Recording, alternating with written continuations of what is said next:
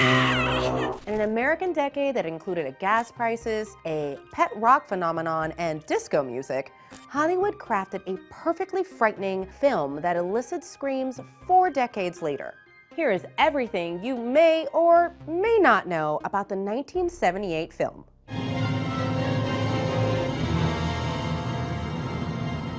Jack Finney's 1955 science fiction novel chronicles the town of Mill Valley, California, as it is quietly taken over by interstellar spores that have drifted down to Earth from outer space looking for a new home.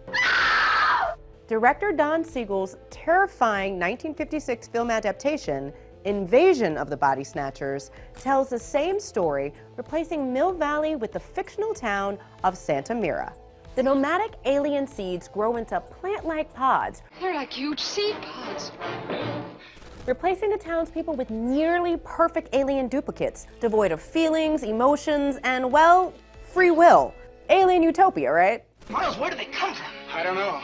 One by one, children don't recognize their parents and wives don't recognize their husbands until no human is left, except for Dr. Miles J. Bennell, who literally becomes the last man standing, or running, or screaming, trying to convince the world that the pod people are taking over before there are no more people to convince. They're here already!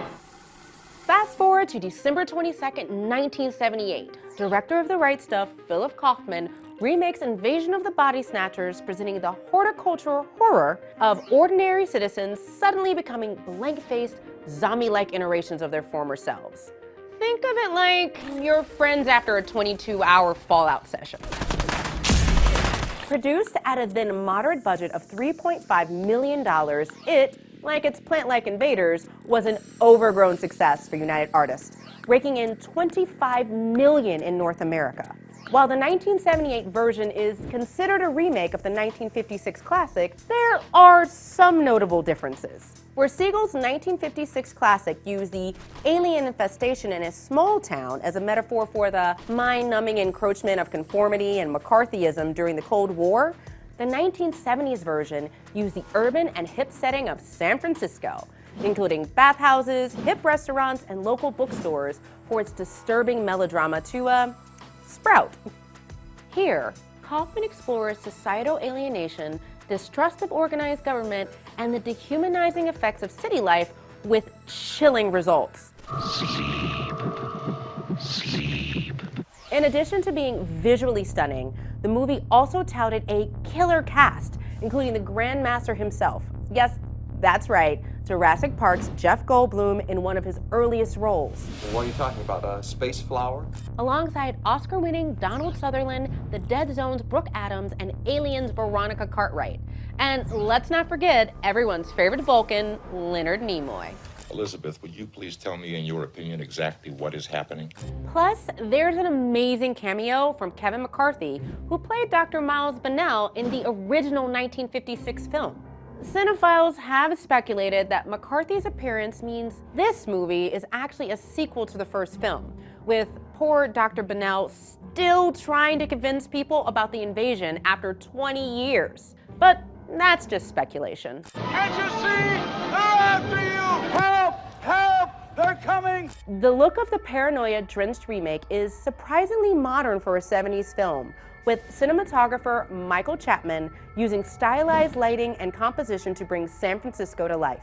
This movie magic is one of the reasons the film continues to resonate with audiences, despite all the brown corduroy and bell-bottoms on display.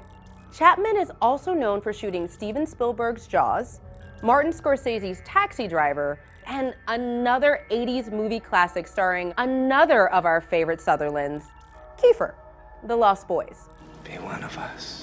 But what good horror film would be complete without special effects? The dynamic duo of Tom Berwin and Eduardo Henriquez led the team who created some truly unsettling imagery of rupturing sea pods, sticky corpses coming alive, and yes, the notorious man dog, who was actually a boxer named Misty wearing a special foam latex mask. Good dog. Keyboard and synthesizer pieces blended with disturbing string notes create a brilliant soundscape of fear and menace, punctuating the unnerving sci-fi action in this film. The score was created by jazz composer Denny Zetlin. Sadly, this is Zetlin's only film score. Invasion of the Body Snatchers also showcases some astonishing sound effects innovation by Star Wars' Ben Burtt. The sonic experience was enhanced by being mixed at Francis Ford Coppola's American Xenotrope using the latest 4-channel Dolby Stereo technology. Simply put, the modern remake has earned a solid place in sci-fi horror history and represents a high watermark in 70s cinema. On an interesting note, all 4 Hollywood adaptations of the story, the 1956 film, the beloved 78 remake, Abel Ferrara's underrated 1993 remake, and the 2007 version starring Nicole Kidman, simply called The Invasion, offer up disturbingly dystopian cautionary tales. But the original novel presented a hopeful finale, with the aliens abandoning their invasion due to extreme public resistance. There are people who will fight you, David. In any event, if you're visiting relatives, begin acting cold and distant this holiday season, if Auntie Ida doesn't seem like Auntie Ida, or Cousin Jimmy just doesn't seem as warm, think twice before you blame it on that ugly sweater you gave them as a gift. Take a page from the book of Dr. Bennell, investigate Grandma's garden, and check the closets instead. You may be surprised with what you find, or not. Do you love Kaufman's innovative Invasion of the Body Snatchers? Where did it rank? Did we forget something?